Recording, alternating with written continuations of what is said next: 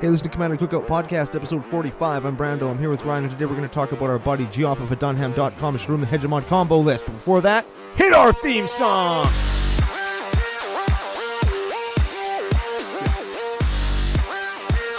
Hey, Ryan, we're back for another whirlwind adventure. How you doing, man? What's going down?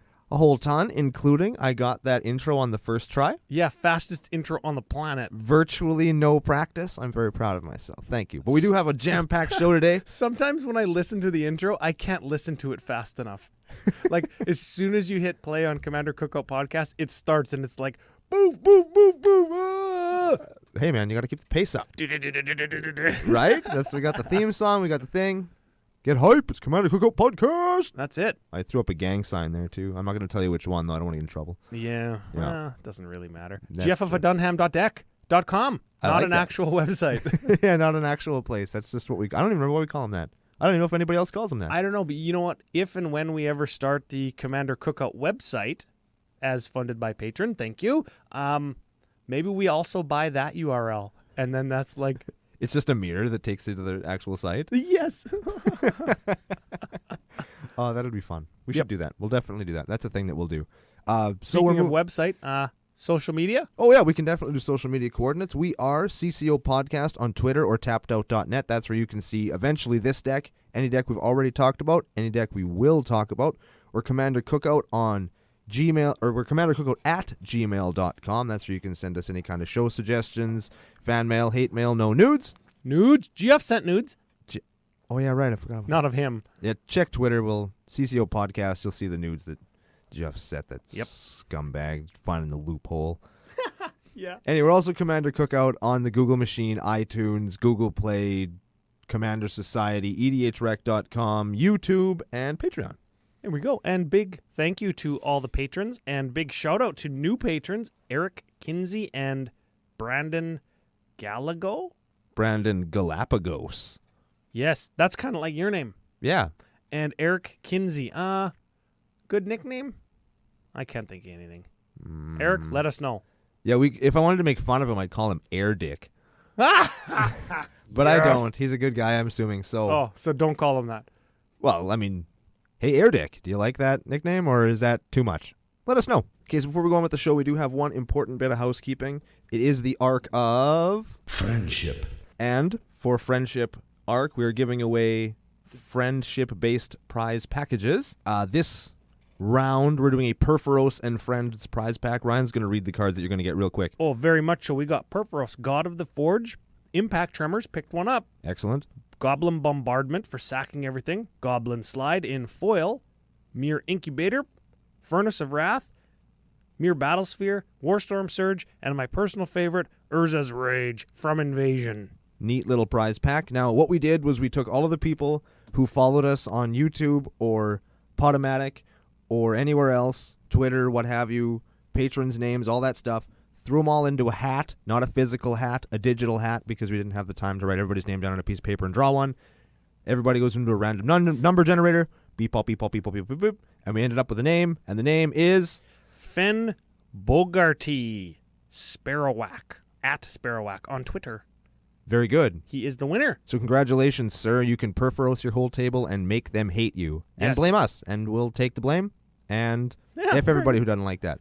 Yes. So get in contact with us. You have us on Twitter. You have us on, our email and stuff. So get in touch with us, and we will send you your stuff. Yes, along with a personalized note from us.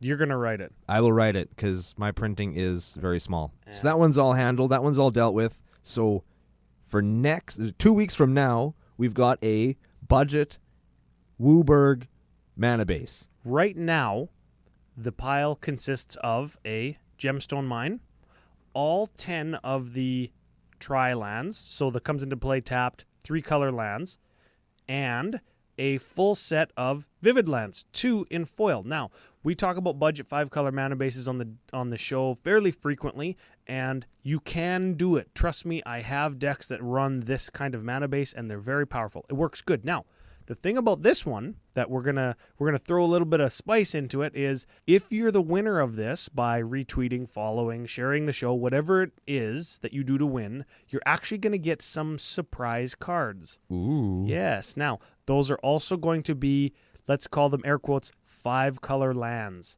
Does that mean that they're going to be lands that give you one of any color? Is it going to be lands that tap for, they're going to go in a 5-color mana base. So a little bit of a teaser there. Teasers are awesome. Yes. Especially when they're, I'm not going to say that. Good on you, Ryan. So anyway, yeah. So spread the show, spread the word, and maybe you'll win some fun stuff. Yes, I put it on Twitter the other day that we are upping our prize game with every arc or every giveaway if we're doing giveaways, couple of them in the arc, and this one's going to be no different. So if you think the Perforos one was pretty good, the lands one, I promise you, will be better. Wink, wink. Nudge, nudge. Very good. So what are we talking about today, Ryan? What we kind of got off topic there. Congratulations again to Finn Bogarty. Yes. Slippery Bogarty. Yes. Yeah, there we go. That card's not the best. We are talking about a little ditty called Sharuum the Hegemon. Let's give him a quick read. I think it's her. Don't assume gender. I guess I assumed gender too, didn't I? Yes, you did. We have both failed. I'm okay with failing because the test. Him or her is what you're going to read. Okay, so Sharuum the Hegemon is a Spinks artifact creature for 3 white, blue, black, 5/5. Flying. When Sharuum the Hegemon enters the battlefield, you may return target artifact from your graveyard to play. AKA the battlefield. What? Yes. Right. That's what it used to be called. Right. Okay, so okay. Sharuum, start of the arc of friendship arc, whatever you want to call it. Sharuum, we mentioned her. Geoff has this deck. This is our buddy Geoff's deck. And Sharuum used to be very competitive. Kind of fallen out of favor now of late, don't you think? Well, I don't even remember Geoff playing this deck in quite a while, to be honest with you. Yeah, and it's been a while. There's been other, what is it, Esper commanders that have come out since. I know, it was the 4-color one probably killed her, right? I don't remember her name. Atraxa? Is it Brea? Oh, yeah, yeah, for sure. Because Brea's the new kind of artifact. That's right. Combo commander, because she just kind of does what Sharuum does, but a little better, and she's got an extra color in her. Yeah, and Red, we talked about in the first episode of the friendship arc that Red has kind of assumed the role of the artifact stacks color. Yeah. So, yeah, F you, Brea. Yeah. F you, Atraxa, as always. And maybe you'll like the Sharuum deck. Maybe, yeah. It's pretty neat. There's lots of cool includes that you probably would never play with otherwise. So, yeah, let's do it. Let's get into the recipe. Creatures. 22 creatures. 22 of them. We're gonna try this. Sorry, that was my microphone. I don't know if you can hear that on. Definitely can. Damn it. So we're gonna run these guys down real quick. We're gonna try a new thing where I'm just gonna read the name and Ryan's gonna tell you in a word or two what they do. Very good. That sounds fun? Yeah. Okay, Quick hits. Let's do this. Blightsteel Colossus. 11/11 Trample Infect. Chief Engineer. He gives your guys Convoke, which means you can tap other dudes to play your artifacts. Enigma Sphinx. Cascade. Aethersworn Adjudicator. That guy destroys an artifact or enchantment, and you can untap him to reuse him. How about an Aethersworn Canonist? That one makes it so you can only play one non-artifact spell per turn. Filigree Angel. That guy lets you gain 3 life for each artifact when he enters the battlefield. How about Glass Dust Hulk? Oh, this one is a good one. Okay, so this one is a 3/4 for white, blue 3. Whenever another artifact enters the battlefield under your control, Glass Dust Hulk gets +1/+1 and is unblockable until end of turn. And it has cycling for an Azorius hybrid. This guy actually is an instant win with one of the Sharuum combos if he's unmolested because he's unblockable. Goodness. All right. Yep. Let's keep going on here. We got Dink, Swell, Leviathan. Dink, Swell, Leviathan is a 7/11 Island Walk Trample Shroud. Dang. Kuldoth, the Forge Master. He's sacrificed a bunch of artifacts, search for a bunch of artifacts, put them onto the battlefield. Dang. How about Magister Sphinx? Magister Sphinx, when he was being developed, he was called 2-Punch Steve because when he enters the battlefield, he makes your life total 10. He's a 5/5 flying Sphinx. What a piece of shit. Master Transmuter. Ooh, lets you bounce a thing, play a thing for free. How about Mycosynth Golem? Mycosynth Golem, affinity for artifact 4/5 for 11. 11. And gives your other artifacts affinity for artifacts, which means they cost 1 less to play for each artifact you control. So technically, he could be a 4/5 for free. Very much so. How about a Mere Battlesphere? Oh, Mere Battlesphere, like this one. We all know Mere Battlesphere. 4/7 for 7 attacks for big damage Phyrexian Metamorph. Metamorph, another piece of the Sharuum combo, enters the battlefield and becomes a target or becomes a copy of target artifact or creature, and you copy Sharuum. Legend rule applies, says one of them dies. When Sharuum hits the graveyard, you bring her back when you resolve the Metamorph's ability that copied Sharoom's enter the battlefield ability, bringing the Sharuum or the Metamorph back. Copying the Sphinx or copying Sharuum again, it dies, you bring it back, it dies, you bring it back, infinity times. And we'll probably find out why that's relevant soon. Yes, because infinity. How about Sharding Sphinx? Sharting Sphinx. I said that right. I've also noticed that everything here costs 5 or more, for the most part. We'll get into that later. Whenever an artifact you control deals combat damage, you get a 1/1. Shimmermere. Shimmermere is gives all your artifacts flash.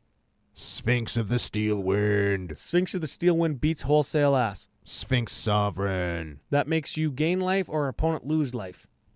Sphinx Summoner. Sphinx, that lets you tutor for an artifact. Steel Hellkite. Should be a Sphinx, but it pseudo kind of wraths. It's a 5/5 flyer for 6. Treasure Mage. How you find Steel Hellkite. It lets you search for an artifact with 6 converted mana cost when it enters battlefield. Wormcoil Engine. The other thing you find with Treasure Mage. So we got a bunch of big Sphinxes, which you don't see a lot of, which is kind of neat. Good on you, Geoff. Could be Sphinx Tribal if you made a couple tweaks, I think.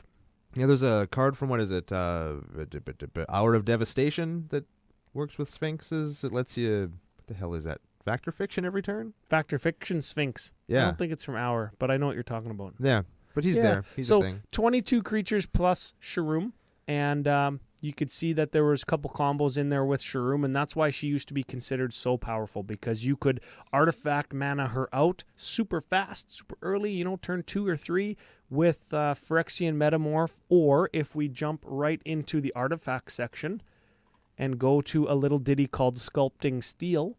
Sculpting Steel is a 3-drop artifact that when it enters a battlefield, it becomes a copy of target artifact you control. Copy Sharuum, Legend Rule applies, kills the Sculpting Steel, it comes back with Sharoom's ETB ability, infinite times. That's why Glass Dust Hulk is really good. Yes. That's one of the reasons that combo, how it works and blah, blah, blah. Glass Dust Hulk costing 5, he's in play, Summoning Sickness is gone by the time you play Sharuum. Next turn, boom. Dunzo. Also, I noticed all of the creatures in the deck, minus the Treasure Mage, are artifacts. Yeah, that's probably important. Get your Shadow Storms, kids. And also Chief Engineer. Chief Engineer isn't an artifact? No. For shame. Yes. For shame. For shame. Artifacts, for brevity's sake, let's say that we're going to skip the Mana Rocks because we're going to talk about them in the Mana Rock section. Let's do it. All right, we'll go through these. We'll try and go through this again. Chroma's Memorial. That's a big beating tribal thing. Cranial Plating. Cranial Plating. +1 for each artifact you control. Equipment. Seems pretty good. Crucible of the World. Crucible lets you play lands from your graveyard. Darksteel Forge. Makes all your artifacts indestructible. Lightning Greaves. Haste Shroud. Mirror Works. When an artifact comes into play, pay 2, copy it. Planar Portal. Tap 6, and search for something, put into your hand. Scourglass. That is an artifact, Wrath of God. We already talked about Sculpting Steel. How about Sensei's Divining Top? Look at the top 3 or draw a card. Spine of Ishsa. Enters the battlefield, Vindicate. Staff of Noon. Tap it, deal 1 damage, draw a card during your upkeep. Sword of the Meek. Sword of the Meek, part of another combo. Let's talk about it real quick. Does it go with Thopter Foundry? It does. Good thing they're right beside each other in the list. Yes. So Sword of the Meek says, equipped creature gets +1/+2, and it's a 2-drop equipment. Equips for 2, so an all-in cost of 4. Big deal, don't care. But whenever a 1/1 creature enters the battlefield under your control, you return Sword of the Meek from your graveyard attached to it. Thank you. And Thopter Foundry says, 1, sacrifice a non-token artifact. Let's say Sword of the Meek. Put a 1/1 blue Thopter into play, and you gain 1 life. And you gain a life. And you gain 1 life. And you gain so 1 as life. long as you have that 1 mana, you sacrifice Sword of the Meek, and you get a Thopter and gain a life, and you get Sword of the Meek back attached to that creature. All you need at this point then is a sack outlet like Ashnod's Altar or Phyrexian Altar to give you that 1 mana. And goddamn Geoff doesn't play them. Actually, he gave me some justification that we're going to talk about later. And when we start suggesting cards and budget includes and stuff, we'll talk about that again. But that is a combo, and you can value the table out in a couple ways, just because getting a 1/1 every single turn of the game and gaining 1 life, like if in a 5-player game, you're gaining 5 life every round of the table, and you're getting 5 1/1s every round of the table that fly.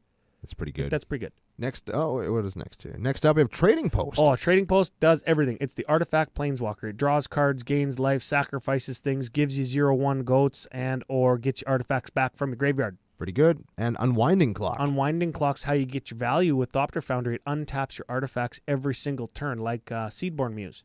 How's about a Voltaic Key? Voltaic Key is 1 tap, untap target artifact. So again, just gives you strict value when you're untapping mana rocks that give you more than that 1 mana it uses to activate Voltaic Key.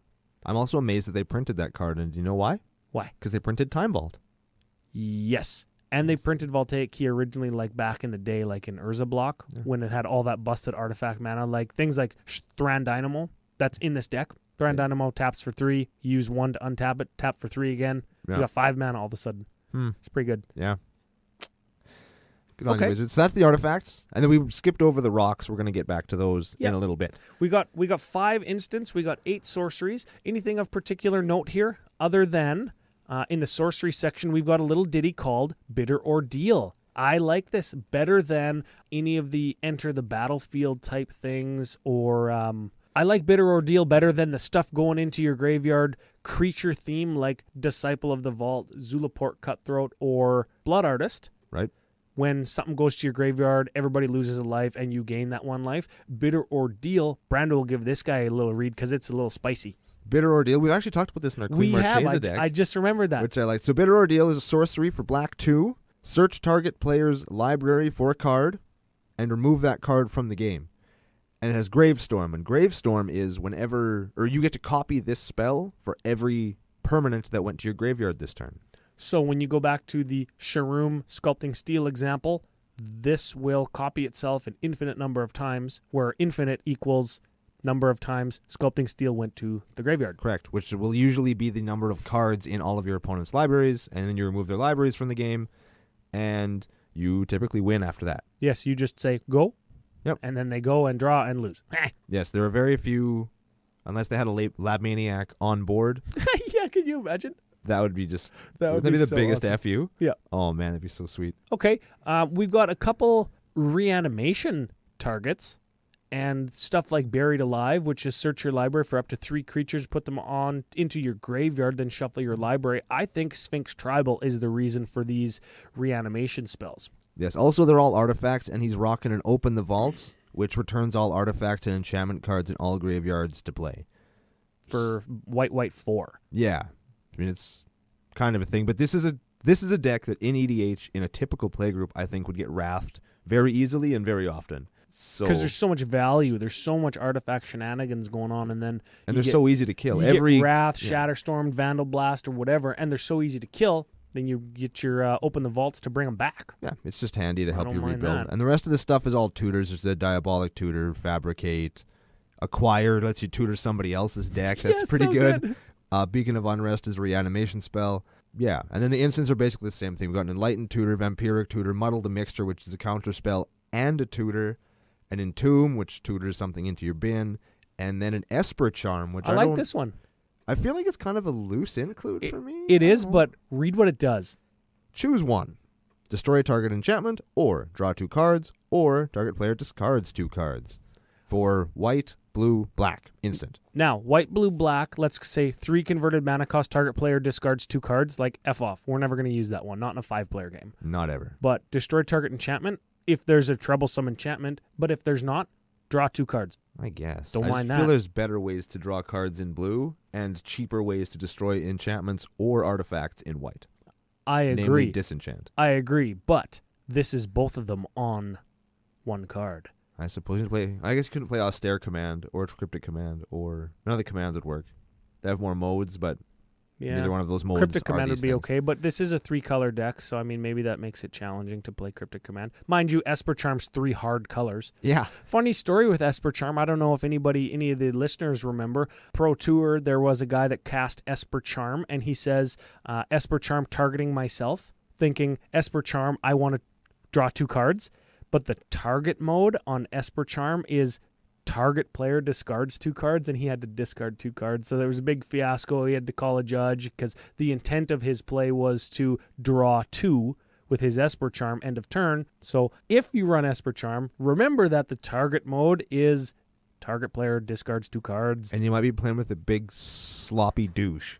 Yes. That will actually call you on your Yeah, that'd be so funny. inappropriate verbiage. Yeah, F that guy. Planeswalkers, looks like Geoff's got 4, and they're like the artifact or tutor 4. We got who do we got? We got Venser the Sojourner. Blink's a dude.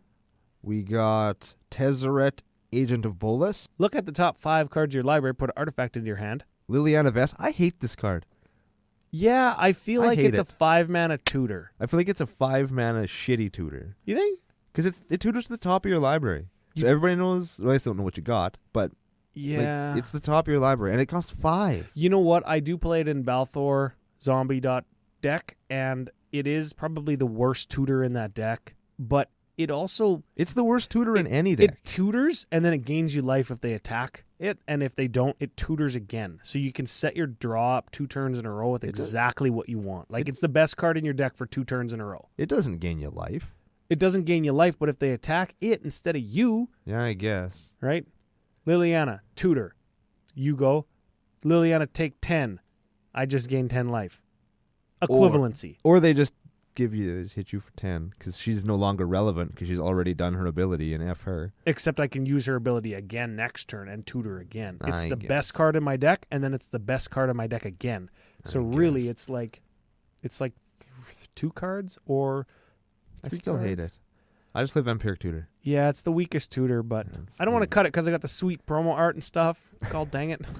And then the last of the 4 Planeswalkers is Tezzeret the Seeker. Yeah, and Geoff stole my tech here, talking about the -0 off of Tezzeret to search for an artifact. You can search for utility lands, a.k.a. artifact lands. Correct, of which he is playing 3, they being Ancient Den, Seed of the Synod, and I forget the black one. Vault of Whispers? Yes. Yeah. Ha. Is he play? Oh, and he's playing Darksteel Citadel, which is the indestructible colorless one. Yes. Yep.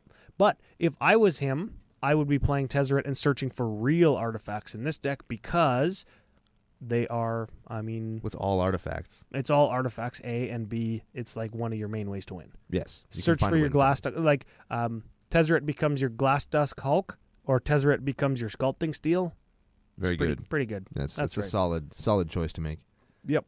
So 37 lands. He's got some good utility lands in here, a la Academy Ruins. I like that guy. I don't know if we've talked about that. Have we talked about that one? No, it's like $20. Okay, Academy Ruins, that's 700 Canadian dollars. It taps for a colorless, or you can tap a colorless and a blue and it to put target artifact from your bin on the bottom of your library. Or on the top of your library, sorry. Yeah, I don't mind that. That's pretty good. It's almost better than Liliana.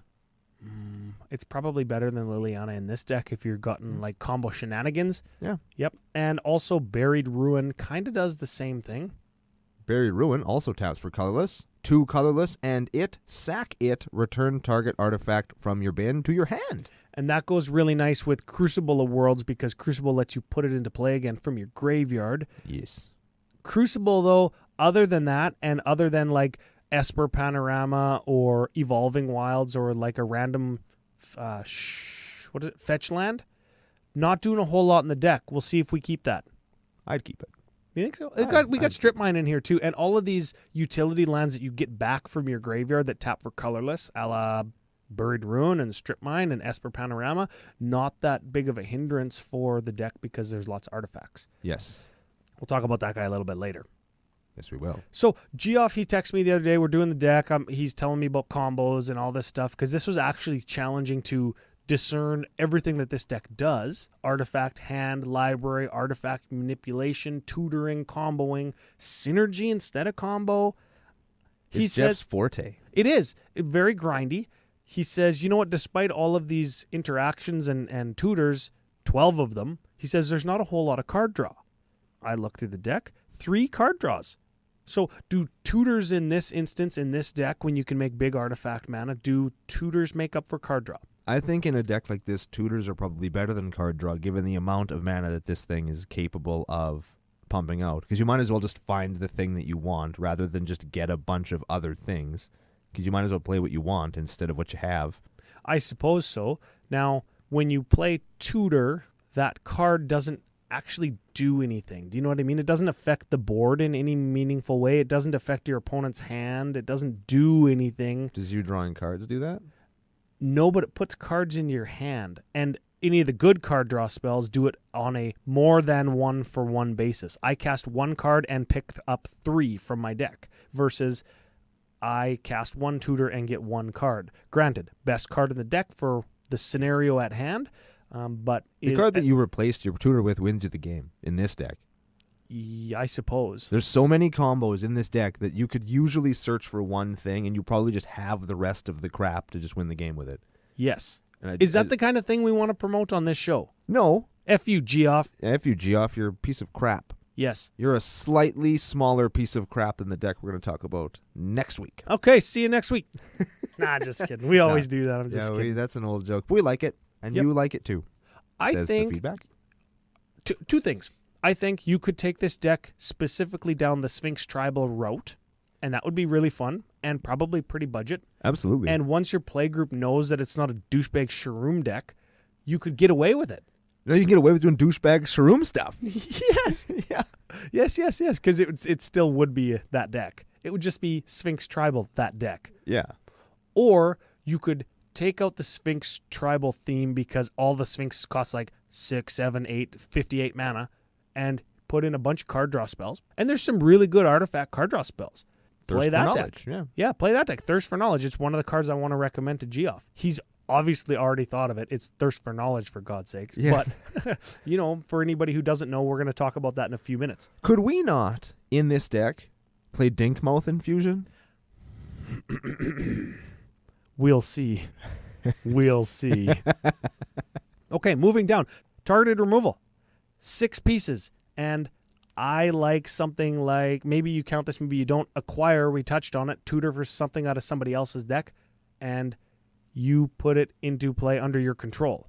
Is that removal? No. Ah, damn it. Okay, No. Scratch that. But still good card. Very good card. I like Aethersworn Adjudicator. That's the guy that taps to destroy an creature or enchantment. That's relevant. Yes, it is. For 3 mana, tap, destroy target creature or enchantment. And that's a 4/4 for 5 flying Vedelkin Knight? I thought he was a Sphinx. What the hell is this?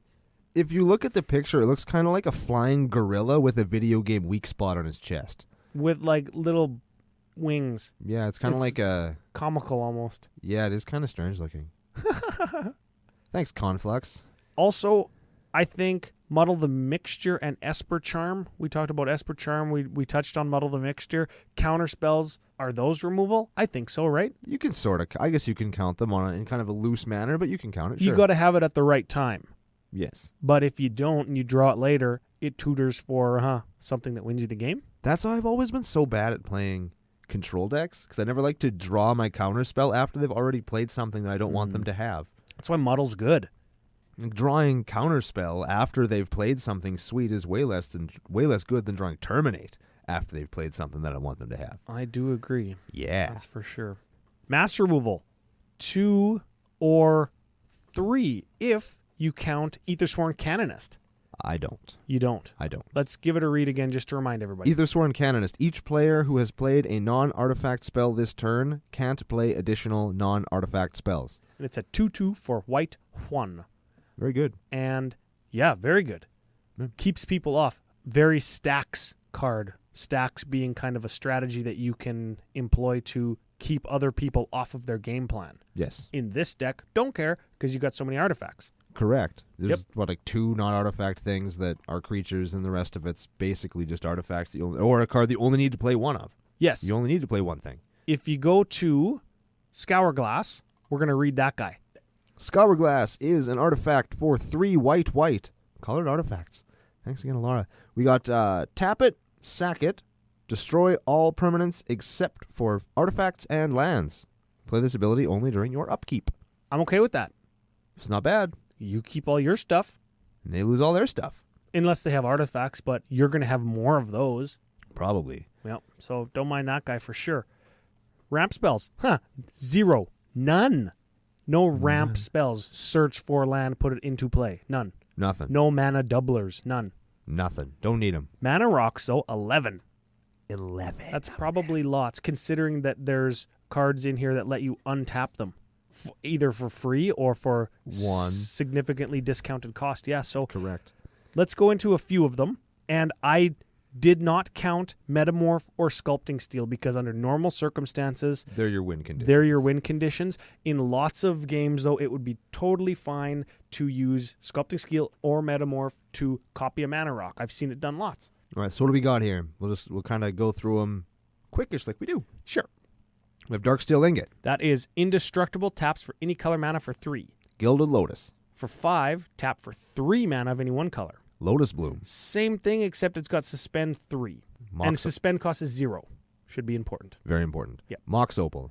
0. Metalcraft, tap for a mana of any color. Sol Ring. Taps for 2. Thran Dynamo. For 4, you tap it for 3 colorless. Chief Engineer. He is a mana dork, gives your artifacts Convoke. We talked about him briefly in the quick hits. I think you probably count Tezzeret the Seeker in your way. Very much so, because Seeker can, his other ability that we don't talk about lots is +1 untap. What is it, 2 artifacts? Yes. Very good. Untap your Thran Dynamo and your Gilded Lotus. That's 6 extra mana. It's pretty good. I like that. That'll cast you a Spinks. Solid as hell.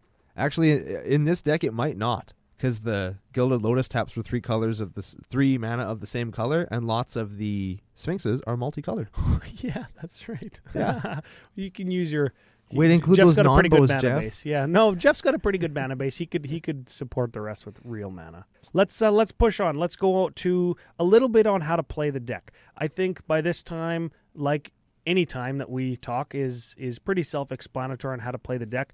We've got 6 1-drops. That's 1 out of every 3 games. You're going to be able to cast a 1-drop on turn 1. The 1-drop on turn 1 in this deck might actually determine the line of play you take for the deck.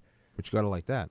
So looking at 1-drops, to kind of illustrate what Ryan's saying, at the 1-drop slot we have Dubs, Tutors, both of which would find you your Sculpting Steel / Phyrexian Metamorph if you wanted to go with the sacrifice some life strategy. So that would obviously put you on that line. The Sharuum line, I guess, right? Yeah. Or you could do Entomb to find a fatty and then Exhume or reanimate him some other way in the coming turns. Yes. And I guess the other way, now that I'm looking at it again, is we've got Sensei's Divining Top, Soul Ring, and Voltaic Key, all kind of artifacty, grindy, value-y type stuff to set up your turn 2, 3, 4 with more mana. Yes. So maybe the other way, the other direction the deck goes is just big mana, big mana, big mana, big creature. You know, yes. Turn 4, big Sphinx. Turn 4, Cascade Sphinx into something else, start beating wholesale ass. Could be done. Yes, and that's why I like the Sphinx tribal thing, because it's not that common, because you do have to play very powerful cards to support Sphinxes, because they're not that well of a supported tribe.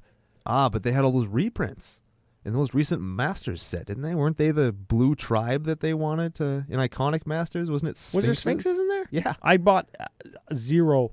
I did too. I actually forgot that it came out. Yeah. All of the, what was it? Whatever the unset is called. Unhinged? Unstable. All of those previews and stuff? Yeah. Totally buried it. Yeah, that totally forgot about sucks it. because Unstable sucks. Unsets suck, except for the lands. I don't even like the lands that much. Yeah, the lands in Unstable weren't even my favorite lands. Yeah, I just said it. I have a bunch. I'm looking to kind of trade them off for other things that I want. Yeah. I'm trying to collect those panoramic picture things, though. Those are cool. I like those. Oh, yeah, the contraptions or I think those are neat. I like that kind of fun art stuff. It gives me something to collect just for collecting's sake, and they're cheap, so that's also nice. Yes. Anytime you can collect like 400 cards in Magic and they're all cheap, that's super great. Yeah. You can't even do that in Masks block.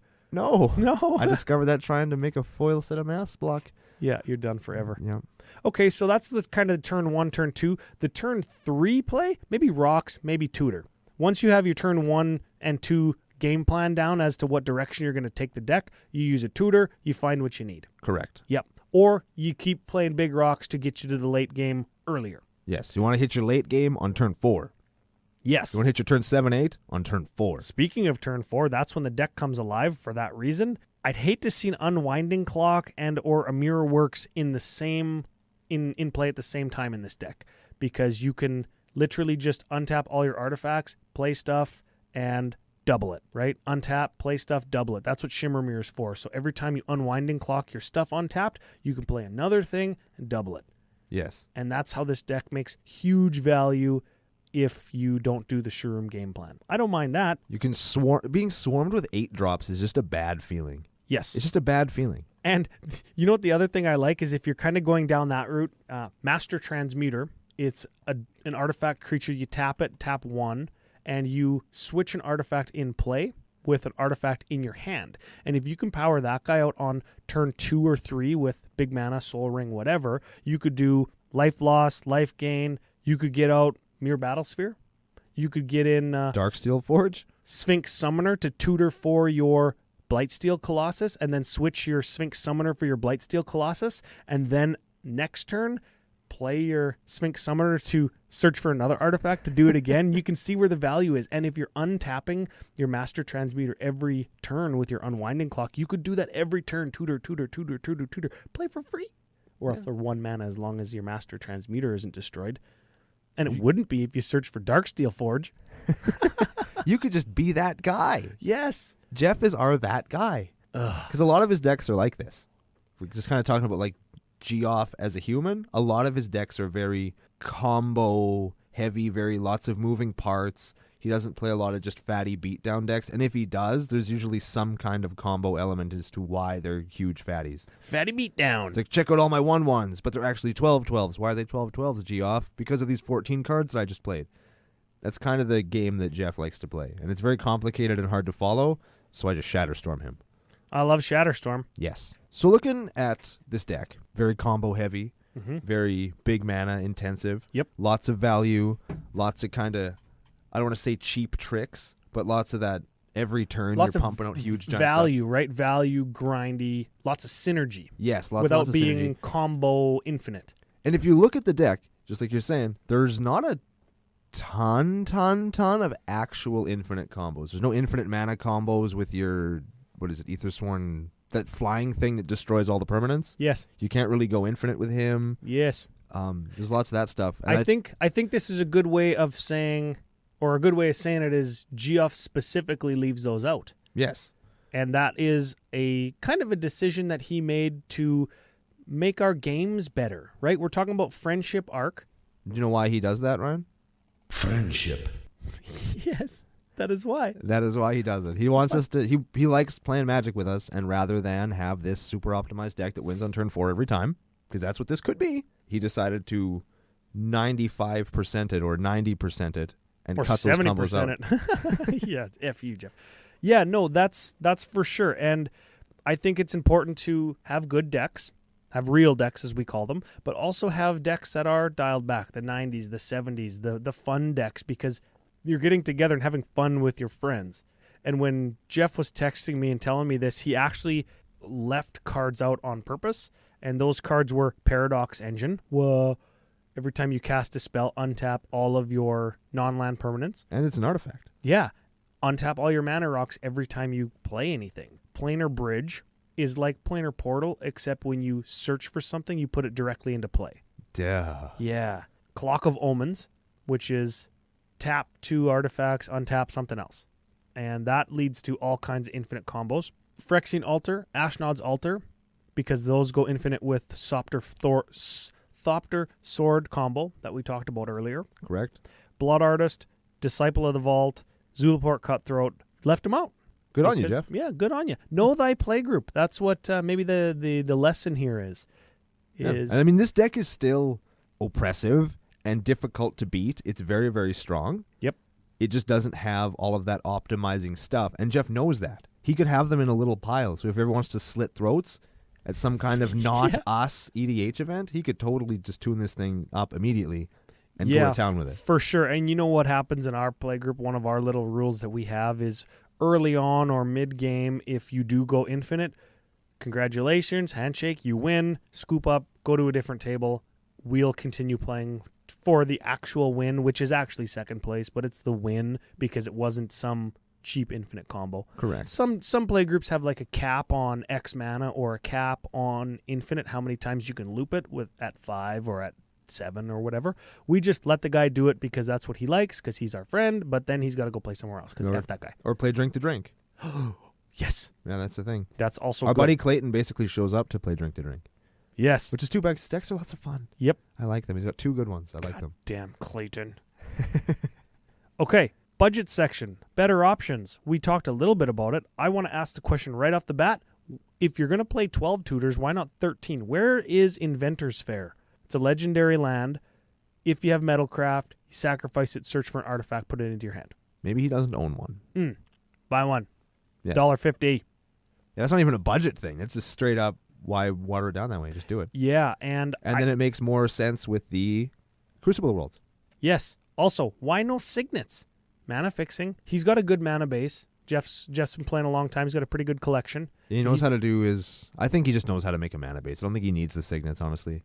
Yeah. They're artifacts. They untap with, like, Unwinding Clock. Maybe if you had Paradox Engine and stuff, you'd want it, right? Definitely. But he doesn't. So, Dinkmouth Infusion. Only 109 decks on EDH Rec play this card. And it's the most popular, 12 mana spell in so many color combinations? Yeah. Let's give it a read. Blinkmouth Infusion is an instant for blue 12. 12! Affinity for artifacts.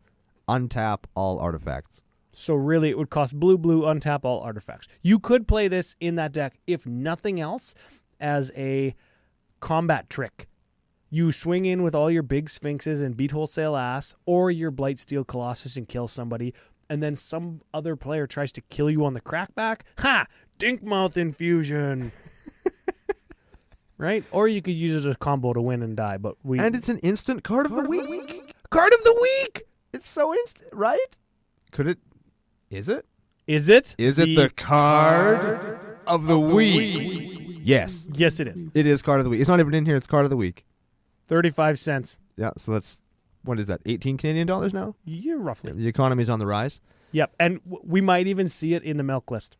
I bet you we will. I bet you we I'll will, bet you we yeah. do. So, moving on so we can get to said milk list. What about Alter the Brood? CCO staple. Cheaper than Bitter Ordeal. Drop it turn 1. Sharuum on turn 3.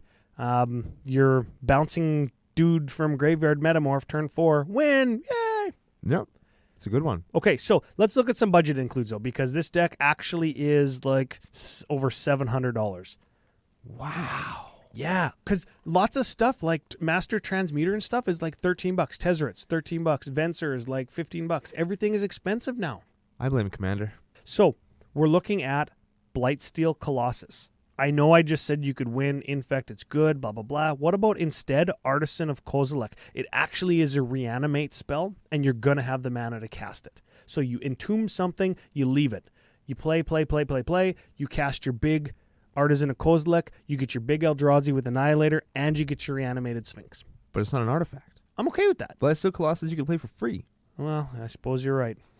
When you're right, you're right. Of course, you can't play it for free because it's 200 Canadian dollars or 26 American dollars. Yeah, so that's why it was on there, because it's just north of $26 American. Big time expensive. What about Crucible of Worlds? 65 American. I said cut. You only got 3 or 4 lands with sack effects. So is it worth the $65 price tag? As much as I want to say yes, I don't think it is. I think that you could probably cut this for something else. Yeah, this is the kind of thing that CCO Nation's listening. They like the sound of the deck. They want to build something similar, but don't want to spend or don't have a $65 Crucible. You say, F it. You don't need it. Take it out. And you could take it out and replace it with, not literally anything, but you could pop it out and replace it with any number of things. Well, what about those card draw spells that Geoff was asking us about? What about Thought Cast? That is draw 2 cards for blue 4, affinity for artifacts. It's a good one. I don't mind that. What about Thirst for Knowledge? What about Dinkmouth Infusion? What about Dinkmouth Infusion? Right there. Take it out for Crucible. Yeah. You save yourself $64.80. I don't mind that. I like Thirst for Knowledge. You already run Sensei's Divining Top in the deck, but maybe you cut Crucible and Top. That's going to save you about 80 Americans. So you can run these 2, 25-cent cards. Yeah.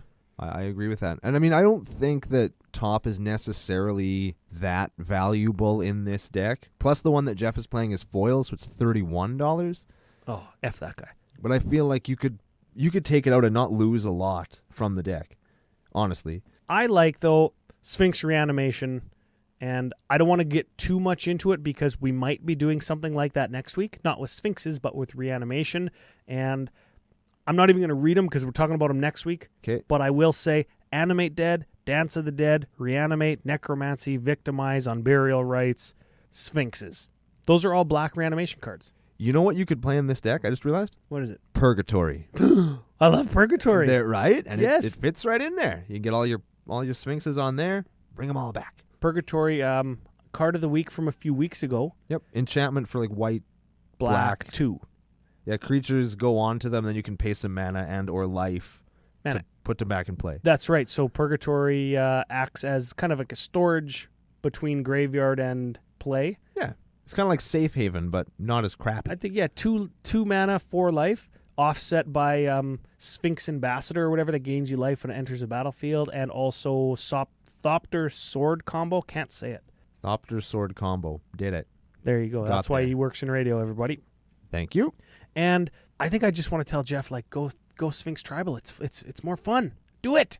I kind of do too. I think it would be fun to see, and I think you could do it with very, very little cutting or power loss. Okay. Milk list? Milk list. So the milk list is a list of converted mana cost, cards by converted mana cost as per edhrec.com, and we are talking about the Esper color combination. So we've got from 0 to 14 mana, all of the most popular cards. I wonder what 14 is going to be. I can't. We don't want to spoil it. Yeah, I guess we'll have to go through the list and find out. Yes. Come on the ride with us, CCO Nation. Let's do this. At the 0 converted mana cost, is Geoff playing it? Mana Crypt. No. 1, Soul Ring. Yes. 2, Cyclonic Rift. No. Geoff, get your shit together.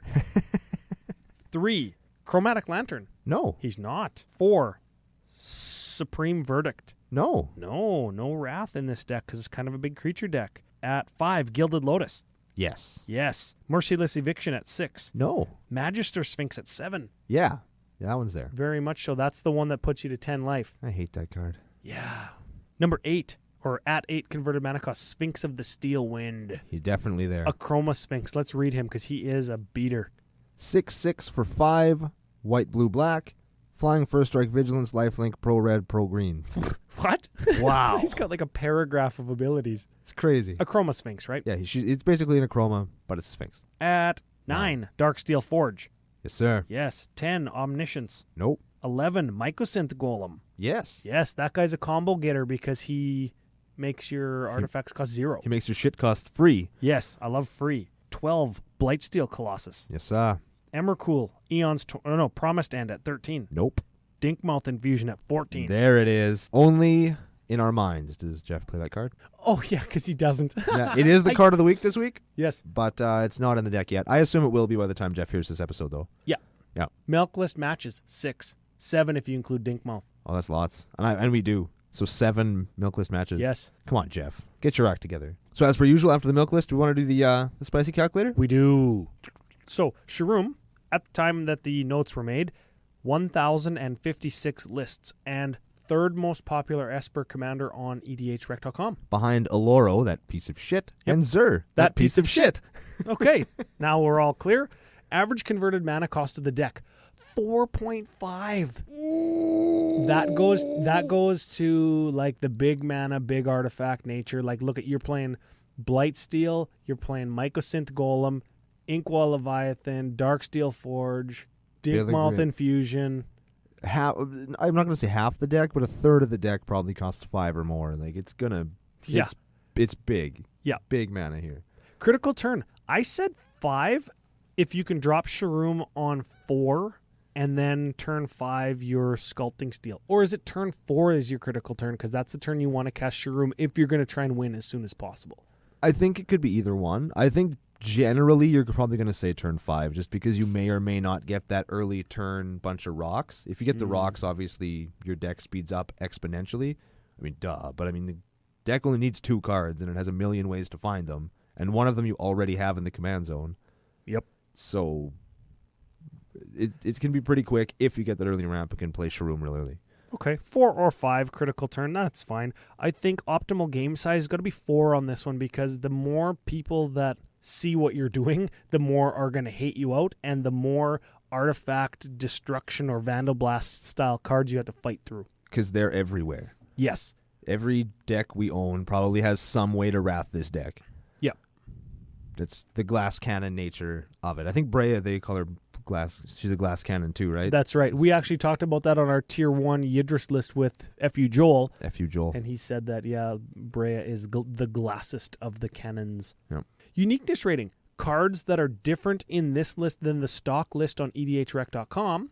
45 cards. Wow. And that goes to show you that Geoff actually went out of his way to not play the Paradox engines and the big artifact ramp and all of the spikiest and grindiest cards. He wanted to play Sphinx Tribal. That's more fun. And it is. Yes. So 45 cards different. Now, this spicy rating offset significantly by the 12 tutors that are in the deck. 12 tutors. Remember when we started doing this show and all of our decks had like 1 or 2 tutors? Yeah. And then we started talking about more competitive stuff recently, and all of our spice ratings have just effing tanked because plummeted. Everybody has 46 tutors in their deck now. Yes. Come on, guys. Play for fun. 45 unique, 12 tutors. Spiciness rating, 32. Still pretty good, I don't mind that. I guess. We've seen higher. Yes, we have. We've seen lower. Yeah, we have. And you know what? Although the lower ones are all on purpose. So Yeah, and props to Geoff for making it Sphinx Tribal and making it fun and not being a D-bag when he plays it. yes. And that's because he's our friend. Yes, we have definitely seen. Or no, is that why he's our friend, or he's He's our friend, so he doesn't do that stuff. He wants to play Magic with us, not show up and just eat a bag of dicks. Yeah, get hurt for real. Like, he might be a black belt, but there's like 9 of us, and we'd get him. I don't know. He's pretty big. And he's a black belt. And he teaches other black belts. Wow. That's like a thing, man. Yeah, I guess. I don't know. I figure if we, like, tased him first, got him drunk, and then tased him. He probably has a taser, too. He may or may not be a law enforcement official, in addition to being a black belt. F you, Geoff. Oh, thanks, Geoff. We're going to bottle you from behind and stick you with the pointy side of a broken beer bottle in the back of the leg so you can't spin kick us. He's probably still would. Yeah, his leg would be like just hanging by a tendon or something, and just be like, just use it as a club. Yes. Yeah, that's the PA in him. Yep. Yeah, the old leg club move. Okay, so what else on the deck? I mean, I think we beat it to death that it's actually fun, and we're gonna go beat Geoff to death now. I like it. Actually, I like it too. Wait a second. Should we do some strengths and weaknesses before we go? I think we should. I think. Yes. Let's do it. Let's do that. So, final part of the show: strengths, weaknesses. What do you want to start with? Weakness. Weakness. It's all artifacts. Weakness is hitting Geoff from behind. He doesn't have eyes in the back of his head. Yes, all artifacts, it folds to Vandal Blast .deck. Yes, or maybe like what's that other thing I was thinking? Kill Switch. Yes. Or Null Rod, or yeah, something like that. But you got to remember too, it does have a Reanimator package in it as well. Yes. So maybe it doesn't fold as bad as artifact.deck. Doesn't fold as bad as Brea does.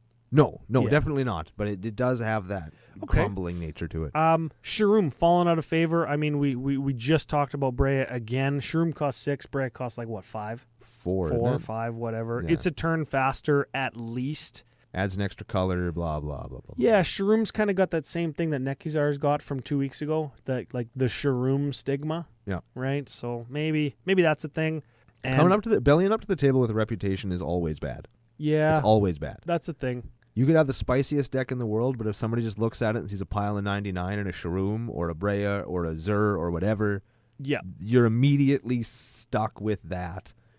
Unless everybody you're else on the sitting internet's down, a douchebag, and you probably are too. Yeah, exactly. And that is the case unless you sit down and everybody's playing that kind of deck. Yeah. Right? So the last weakness I wanted to touch on with this particular deck, it doesn't have a whole ton of counter spells for being blue, white, black, and it doesn't have a whole bunch of wraths. For the same reason, for being blue, white, black, you would think it would have more ways to protect, and this particular deck doesn't. Correct. Yeah. So strengths, I think, fast. It's very fast. Despite being slower than Brea. It's faster than lots of other decks. Yes. And it has lots of ways to win. It's not like you can hose it by removing a couple of cards. Very tunable. Talked about tuning it for Sphinx Tribal, tuning it for combo win, tuning it for speed or artifact. You can tune it into doing all sorts of things. And that versatility is what we like about any deck here on the show. Multiple paths to victory and unique gameplay experiences. Which is everything we're about. This deck will cover both of those grounds, and it also is pretty fun, especially if you go the big reanimator route. That's my jam. Yeah, we're going to talk about that in the next couple of weeks here. And it's actually, this deck and next week's deck actually inspired me to want to build a deck like that. What I'm worried about is it'll be too much like a bunch of my friends' decks, and they'll start calling me Mini Geoff or Mini Jesse. Ooh, that would be way worse. Yeah, that's actually like a super huge burn around our table, hey? New Jesse. Oh, New Jesse. I forgot about that. Yeah, that's the thing. Hashtag New Jesse. We're going to bring that one back when we talk Jesse's deck in a couple of weeks. Yep. F you, Jesse. Okay, final thoughts of the day? I don't really have a final thought of the day, Ryan. And parting the curtain again, Geoff was actually the guy that brought you to us. Oh, yeah. And you guys have been friends for a million years, and you know him better than I do. So you do the final thought this week. Yeah, I suppose. Yeah, me and Geoff started playing together. He was actually friends with my sister before he was friends with me.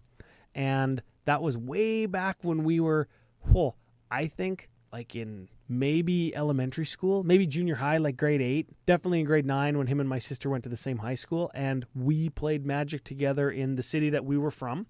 And then we hooked up again when we moved to Saskatoon and started playing at the university together. And it was him that eventually invited me over to your house. So the whole time I've played with Geoff, he's liked decks like this that are fairly grindy, fairly combo-centered, and very complex.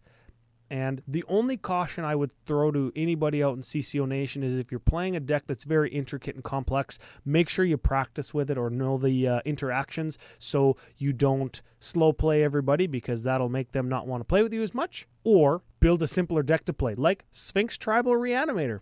Good on you, Geoff. And speaking of Reanimator, we're going to talk about another deck that does just that on the next episode of Commander Cookout Podcast. Hit our theme song! Did it.